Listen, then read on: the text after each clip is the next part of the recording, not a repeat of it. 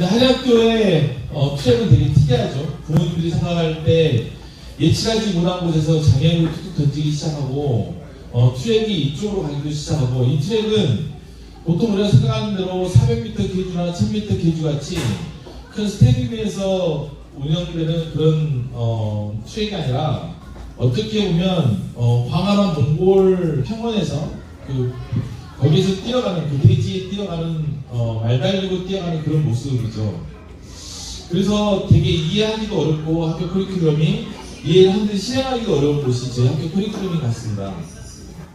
여기 계신 부모님들은 여러 가지를 고려해서 이 커리큘럼에 참석하시고 저희 학교와 같이 함께 하시고 계시는데, 실은 저희 커리큘럼이 2016년도에 스페인 바르셀로나에서 제가 발표가 됐어요. 그리고 2017년도에 전국에 있는 교육학 교수님들을 모시고 서울교대에서 한번 발표가 된 적이 있었고요.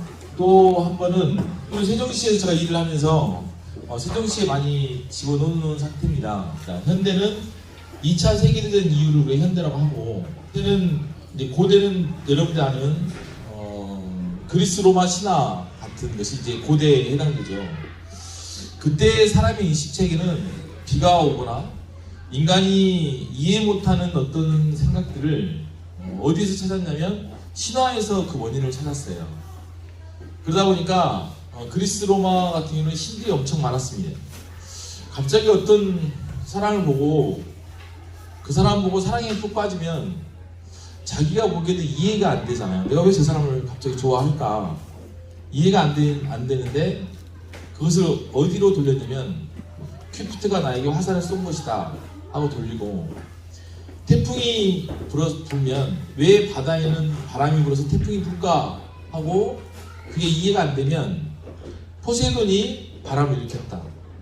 심지어 술을 먹고 자기도 모르게 정신을 못 차리면 디오기네소스가 나를 그렇게 해버렸다. 그래서 모든 것의 원인 행위를 어디서 찾았냐면 그리스 로마 신화에 찾았습니다. 그러다가 중세에 오면서 중세 기독교가 이제 우리 사상들을 또 잡으면서 모든 것의 원인은 이제 신에서 찾았죠. 지금 서양의 사상입니다. 신에서 찾았습니다.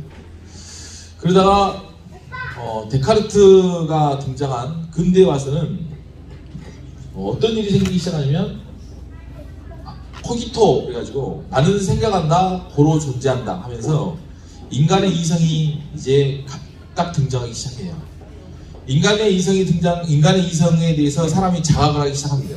실은 소크라테스 때부터 이성을 주장하긴 했지만 여전히 소크라테스 자신도 데이몬이라든지 그러면서 신화에 매몰되어 있었고, 그 소크라테스의 제자 아리스토텔레스, 플라톤 쭉 넘어오면서까지 그 명맥을 유지해 오다가 데카르트에 와서 I think, 내가 생각해서 내가 존재한다는 인간의 생각이 전면에 등장하기 시작하면서 이제 과학의 합리론이 자리를 잡아가기 시작합니다.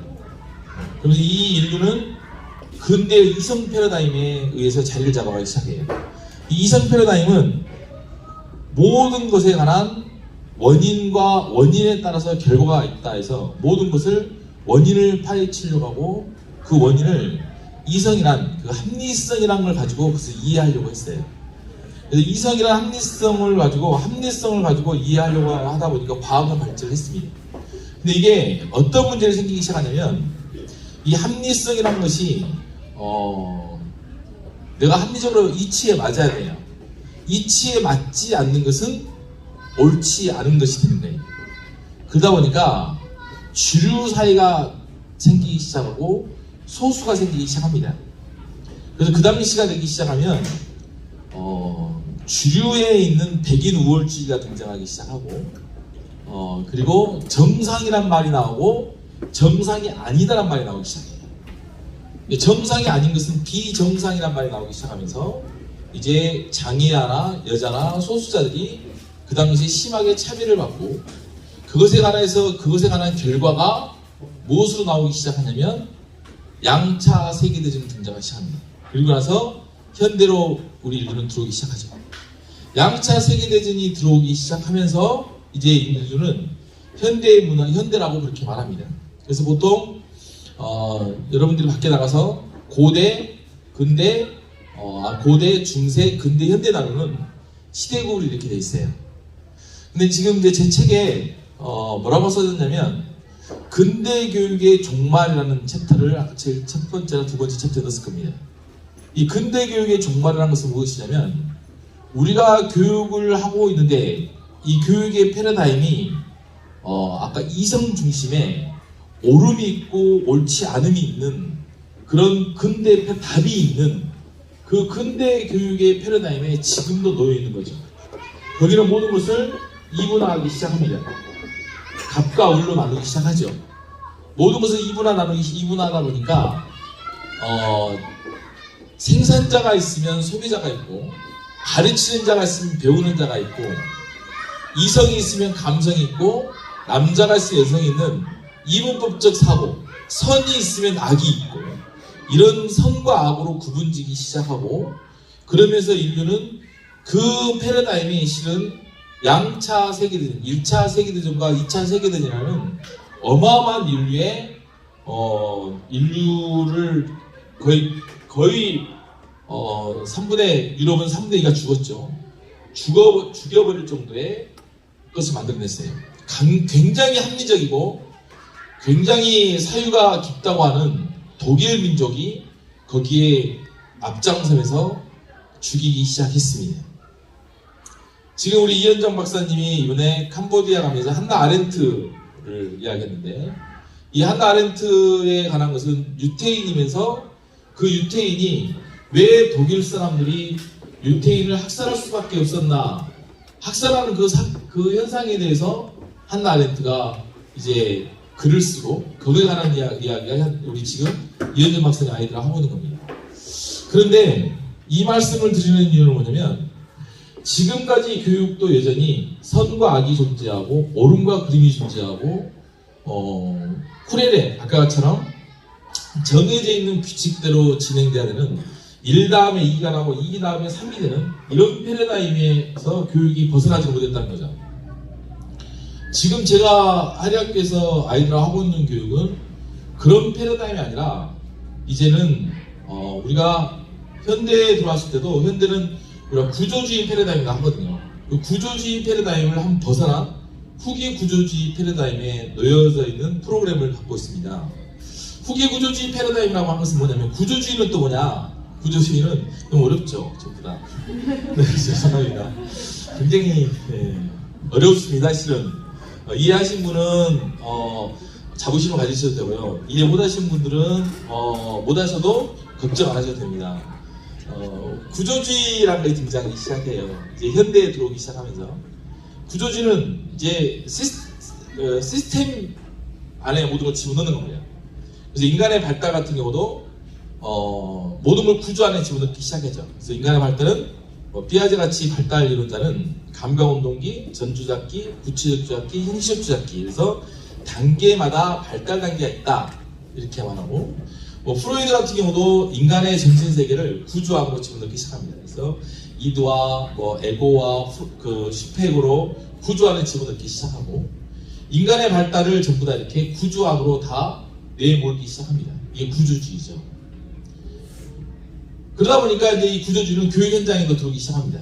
그래서 유아교육 현장에서는 구조주의가 아까 발달에 맞게 가르쳐라, 교육학에서도 발달에 맞게 가르쳐라, 그래서 구조주의 패러다임입니다. 이 구조주의 패러다임에 따라 1학년 다음에 2학년, 2학년 다음에 3학년, 3학년 다음에 4학년 이것도 구조주의죠.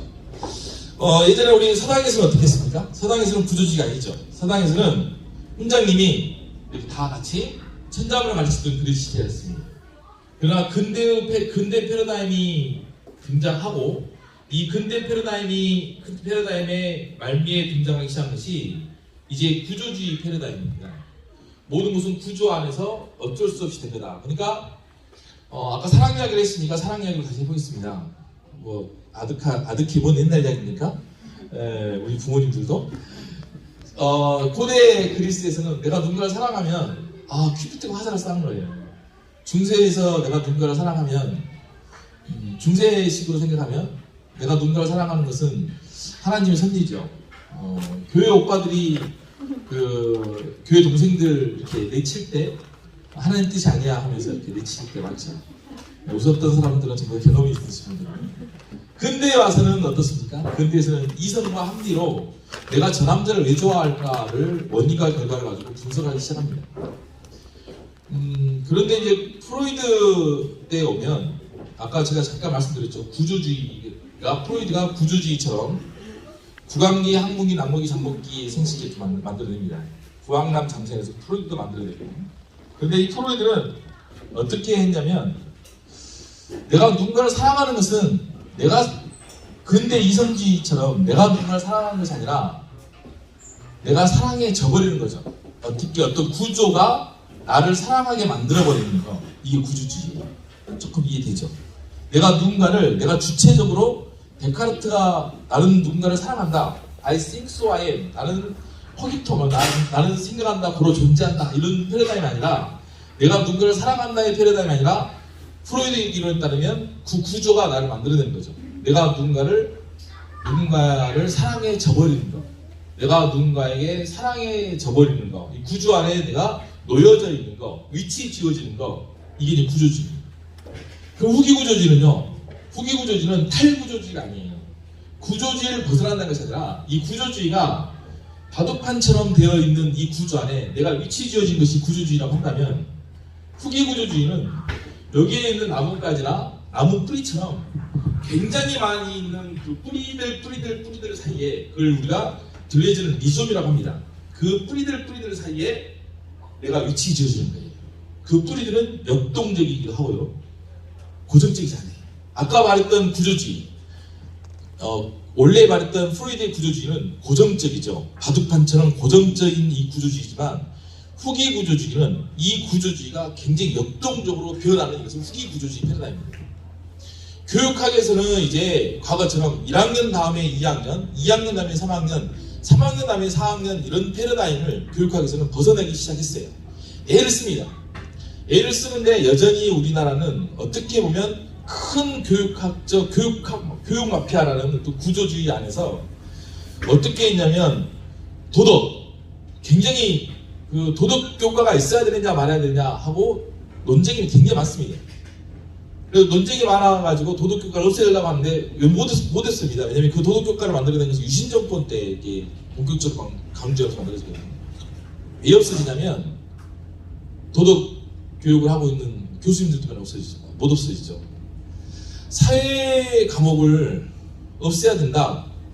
사회와 도덕이 면서 합해져야 된다. 실과 과목, 또 초등학교에 보면 실과 과목 없애야 된다 그랬을 때 사실 어떤 고대 교수님이 자기가 사회과면서 이걸 없애야 된다고 이렇게 주장을 했었는가 봐요. 통합해야 된다.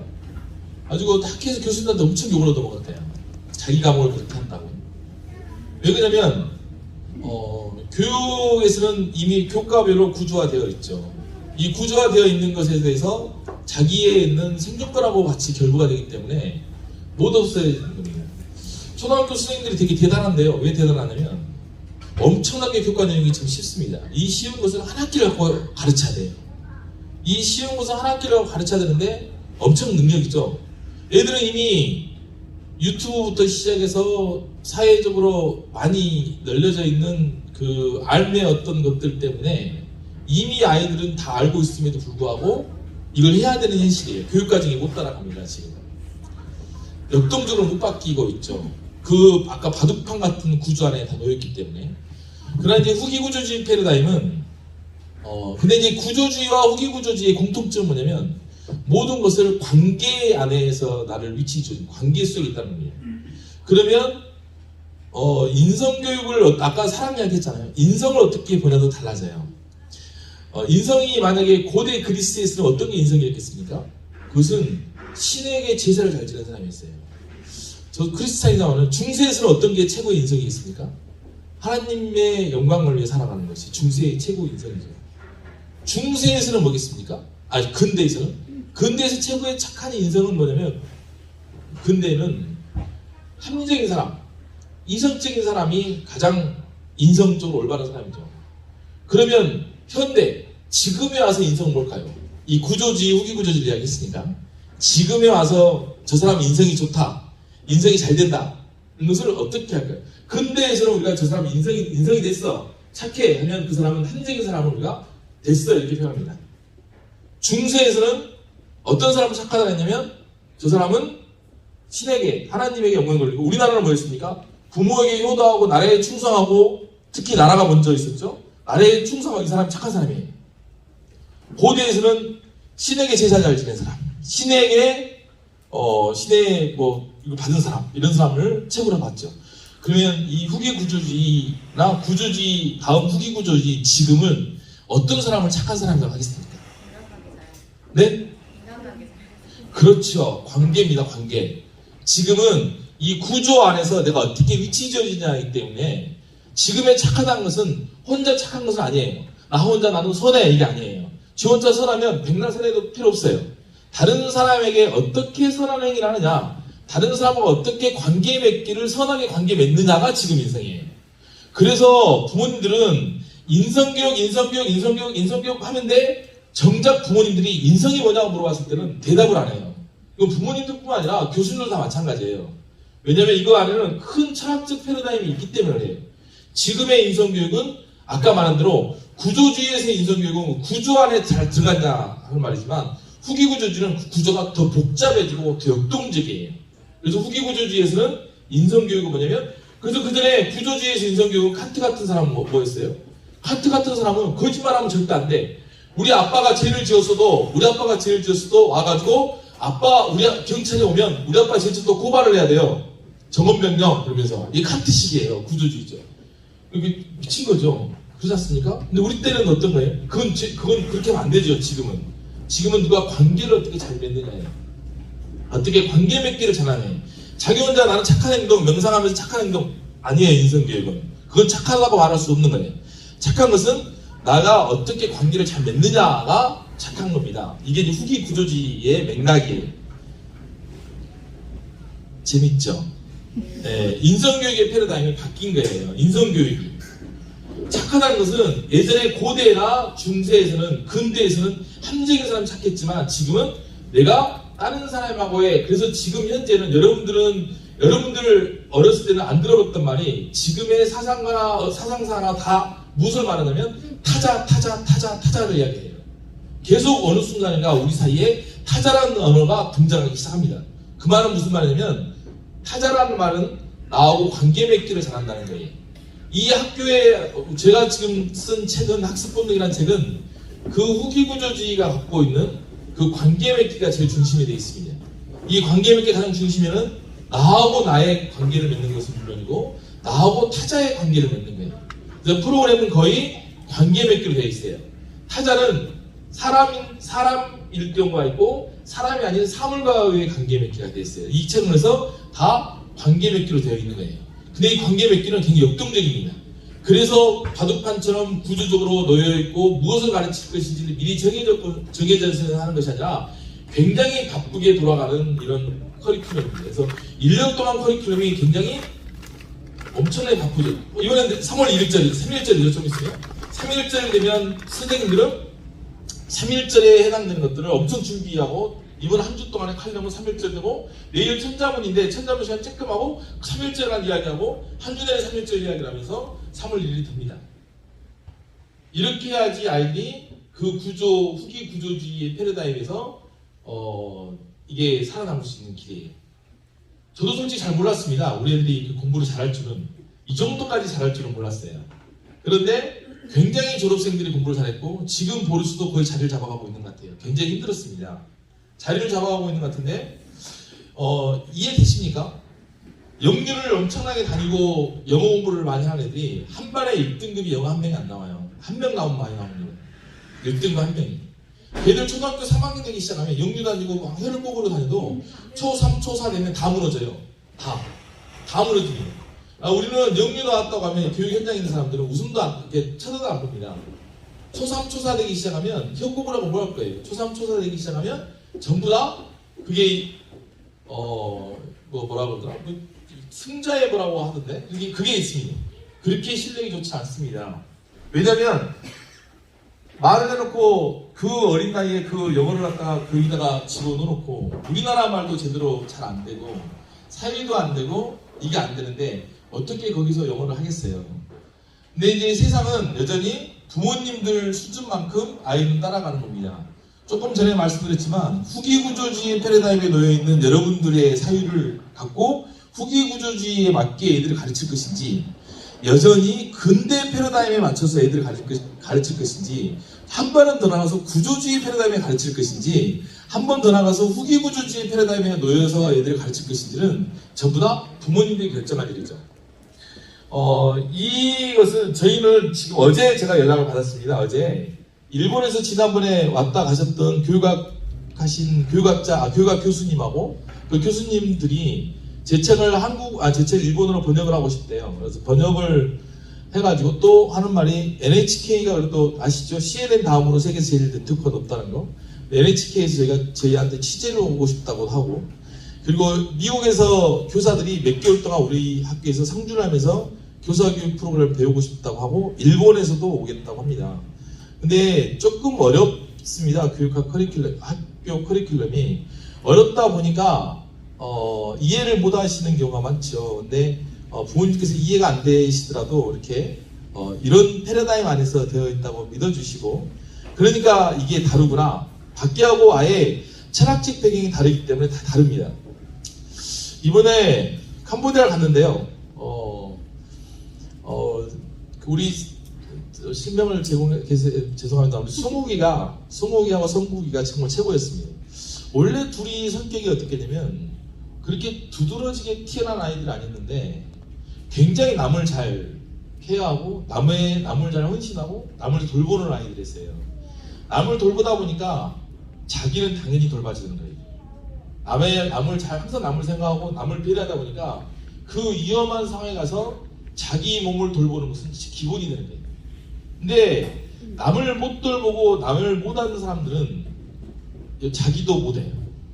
굉장히 의미 있는 것을 발견하고 왔습니다. 저는 너무 좋았습니다. 잘 보세요, 어머니. 보면 우리가 여러분들도 주변에 친구들 보면 남에게 뭐 잘 주는 사람이 인기 있죠. 딱 보면 사회성이 안 좋고 인기가 없는 사람들은 남에게 잘 안 줘요. 이것도 어떻게 보면 관계에 맺기죠. 남하고 어떻게 관계를 맺느냐 문제예요. 남하고 관계를 잘 맺는 사람이 결국에는 자기 자신하고도 관계를 잘 맺어요. 남을 잘 배려하는 사람이 결국에는 자기 자신의 삶도 잘 배려하고 그런 것 같습니다. 그래서 이 관계 맺기가, 내 아이 착한데요 교수님, 그렇게 저한테 말하면 큰일 나요. 왜냐면 내 아이 착한데요 말하는 것은 혼자서 집에서 엄마한테 어떻게 하는지 모르겠지만 그 착함은 주로 어디서 등장하냐면 학교 와서 친구들하고 관계를 어떻게 하느냐가 하기 때문에, 엄마하고 자기는 엄마한테까지 나쁜 행동을 하면 그것은 필연이죠. 그 나이에 그렇게 하면 엄마한테 다 착해요. 엄마한테야. 아빠한테는 다 착하고. 그래서 저한테 와가지고 내 아이 착하다고 말하면 제가 고개를 숙이면서 부모교육 강의를 안 드신 분이구나 생각하겠습니다. 그 아이가 착하고 안 착하고는 어디서 결정을 내냐면 친구들에게 어떻게 하느냐가 결정되는 거예요. 밖에서. 부모한테는 다 잘한다니까요. 그러다가 고등학교 되면 이제 못하긴 하지만 부모한테는 다 잘해요. 나 무섭고 아빠한테는 다 잘하고. 하지만 결국에 내가 친구들한테 어떻게 할까, 내가 나보다 좀 약한 사람한테 어떻게 할까, 내가 돌봐야 되는 사람들한테 어떻게 하는가가 그 애가 그것이 착하고 안 착하고예요. 그래서 부모님들은 아이가 착하고 안 착하고를 정의할 수가 없어요. 후기구조주의 패러다임에서는. 히틀러도 슬픈 영화 보면 울었을 거예요. 히틀러도 그랬을 겁니다. 조폭도 그런다잖아요. 조폭도 훌쩍훌쩍 울고 나온다잖아요. 눈물이 많고 동정심이 많다 해서 착한 게 아니에요. 그게 관계성에서 어떻게 하느냐가 인성교육이고 착함입니다. 근데 그것을 정의를 잘 내리셔야 돼요. 부모님께서. 그렇지 않으면 오해합니다. 내 아이 착하다고. 잘 보시면 돼요. 내 아이가 착한지 안 착한지는 어떻게 평가하면 되냐면, 내 아이가 다른 친구들에게 뭘 많이 갖다 주는지, 다른 친구에게 뭘 배려를 하는지, 다른 친구들이 슬플 때 같이 슬퍼하는지, 다른 친구들이 말할 때 같이 도와주는지, 이게 가장 중요한 거예요. 이럴 때 친구들에게 안 한 애는 지금은 부모님 밑이지만 나중에는 부모님한테도 잘못해요. 하겠습니까? 여러분들은 합니까? 똑같죠? 잘 안 해줘요. 그게 자기가 어렸을 때 배워야 돼요. 이걸 잘 기억하시고, 이제 커리큘럼에 관해서는 그런 전반적인 안에 맥락이 있습니다. 이거 마지막으로 이거 하나 하고 제 강의를 마치도록 하겠습니다. 일시청무비학야라 나오는데요. 보거나 듣는 것 하나라도 배우지 않은 것이 없다. 보거나 듣는 것이 다 교육이다 그 말이죠. 보거나 듣는 것 하나라도 배움이 아닌 것이 없고 움직이거나 움직이지 않는 것 또한 배우지 않는 것이 없다. 다시 말하면 아이들이 세상에 접하는 모든 것은 다 배움입니다. 이게 바로 후기 구조주의 패러다임이에요. 예전에 교육은 뭐였냐면 교과서만 공부를 하면 됐어요. 구조주의 안에서 교과서만 잘하면 걔가 공부를 잘하는 아이였어요. 하지만 후기 구조주의 패러다임에서는 교과서만 잘해서는 안 되고 자기 삶 속에서 자기가 접하는 모든 것들을 배움과 알므로 바꿔야 되는 것이 후기 구조주의 패러다임이에요. 아주 간략한 말만 하나 더 하면 수능이 그렇게 출제가 돼요. 수능은 교과서에서 출제되지 않습니다. 교과서가 27종이에요. 그래서 보면 이거 시험에 나온다 하고 공부한 애들은 절대 공부를 잘하지 못합니다. 자기가 배우는 것에 즐겨하고 배우는 것에 눈을 돌리고 뭔가에 관해서 탐구하고 그런 애들이 잘합니다. 그래서 하리학교에서는 공부 시작하기 전에 항상 하듯이 지지자, 불려, 호지자, 호지자, 불려, 낙지자는 말합니다. 아는 것보다 더 중요한 것은 어떤 것을 좋아하는 것이고 좋아하는 것보다 더 중요한 것은 그것을 즐기는 거라고 하는데 이 낙지자는 그것에 덕후가 되고 삶이 되는 거예요. 그런데 일반 학교를 오래 다니는 친구들이 갖고 있는 공통적인 점은 뭐냐면 시험에 나온다고 하면 뭔가를 보려고 해요. 그렇게 하면 자기 삶 모든 것들이 배움이고 탐구고 그런데 그렇지 못하고 시험에 나온 것만 하고 하려고 하니까 안 됩니다. 영유를 다니거나 밖에 학원 교육을 많이 다니는 아이들이 갖고 있는 점이 뭐냐면 걔들은 문제집이나 그것만을 공부로 생각해요. 그래서 걔들이 성적이 안 나오는 겁니다. 당장에 통계를 알고 싶으시면 당장에 광주 시내 진학률을 보시면 전국 최하위지만 그래도 진학률이나 수능을 보시면 수능 성적을 보시면 거기에서 그 애들이 유초 중고를 어떻게 생활했고 어떻게 생활했는데 어떻게 점수를 받았는지는 통계로 명확하게 나와 있습니다. 소름 끼치지 않습니까? 애들 인생을 갈아 마셨는데 아예 아무것도 못하는데 절대 그렇게 키우면 안 됩니다. 일상의 모든 것, 삶의 모든 것이 다 보고 듣는 것 다 교육이고 움직이나 움직이지 않는 게 다 그게 배움입니다. 오늘 너무 빨리 끝나죠, 그죠? 뒤에서 막 올리고 다닙니다 지금. 네.